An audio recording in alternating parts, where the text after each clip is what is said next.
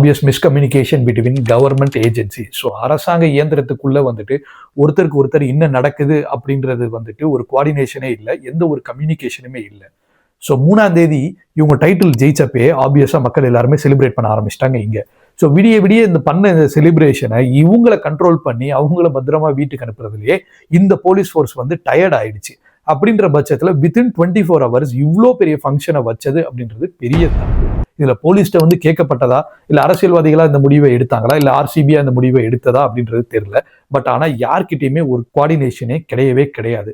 So எங்கேயுமே வந்து victory பரேடுக்கு வந்து பெர்மிஷன் இருக்குன்னு சொல்லாத இடத்துல 3 மணிக்கு ஆர்சிபி போட்ட அந்த ட்வீட் தான் வந்துட்டு எரியிற நெருப்புல எண்ணெயை ஊத்துன மாதிரி வந்துட்டு ஆயிடுச்சு. ஸோ இப்போ செகண்ட் என்ன அப்படின்னு பார்த்தோம் அப்படின்னா வந்துட்டு எந்த ஒரு ஃபெசிலிட்டிஸுமே இவங்க வந்து மேக் பண்ணாங்களா அப்படின்றதே சரியா தெரியலை. அதாவது நம்பர் ஆஃப் ஆம்புலன்சஸ், ஒரு இவ்வளோ பெரிய க்ரௌட் வருது அப்படின்ற தேவையான மருத்துவ ஃபெசிலிட்டிஸ் வந்து மேக் பண்ணாங்களா, இல்லை ஃபயர் சர்வீசஸ் வந்து இருந்தாங்களா, மக்களை வந்து எப்படி கொண்டு போகிறது, அதுக்கான பாத்வேஸ் வந்து என்ன போட்டிருக்காங்க, இந்த மாதிரி ஏகப்பட்ட வந்து கன்ஃபியூஷன்ஸ் இருந்துச்சு. இது எதுலையுமே வந்து எந்த ஒரு கோஆர்டினேஷனுமே இல்லை.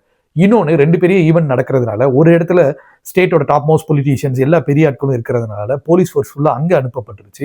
இந்த ஸ்டேடியமை வந்துட்டு வெறும் மீகர் அமௌண்ட் ஆஃப் போலீஸை வச்சு இதை மேனேஜ் பண்ணிக்கலாம், கொஞ்சோண்டு போலீஸை போட்டு இவங்களை பார்த்துக்கலாம் அப்படின்னு நினச்சிட்டாங்க. பட் ஆனால் வந்த கூட்டம் போலீஸை விட அதிகமாகவே ரொம்ப அளவுக்கு அதிகமாக இருந்ததுனால அந்த போலீஸ்னால மேனேஜ் பண்ணவே முடியல. பிகாஸ் ஏன்னா பீப்புள் பேரிகேட்ஸ் மேலெல்லாம் ஏறி தாவி போகிற சினாரியோஸ்லாம் வந்துட்டு நம்ம பார்த்தோம்.